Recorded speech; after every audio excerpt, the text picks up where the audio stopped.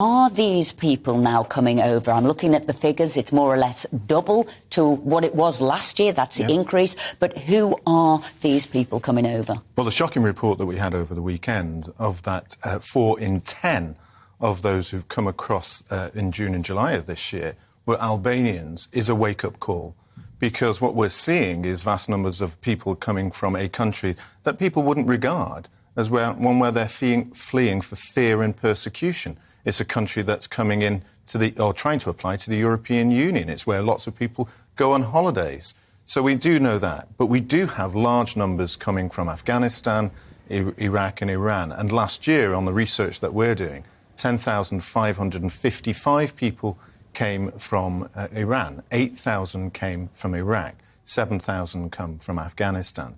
So we're getting the biggest countries, when you include Pakistan, from that region, which was the war region. But importantly, and this is really important, 80% of them are male between the ages of 18 and 59. So why are they leaving their families back in these countries? It's because they want to make a bridgehead in the United Kingdom, because under the ECHR rules, they're able to bring their family members across at a later stage. And so you say that 75%, 80% of these are men coming over, paving the way. My question, because I always got told we couldn't necessarily say who these people were because they'll destroy the passports, they'll pretend they're not from that country at all. How have you managed to get so accurate figures? Well, the Home Office have actually now produced a data set from 2001 to March of this year. And we've been looking at that over the last 3-4 weeks. It's a lot of work to break it down. They're not making it easy for us. They're not telling us which are the top countries. They're not giving us the amounts who come each year. And I'll give you a heads up. From what we will publish in September is so far 865,000 applicants for asylum since 2001. So that is their data.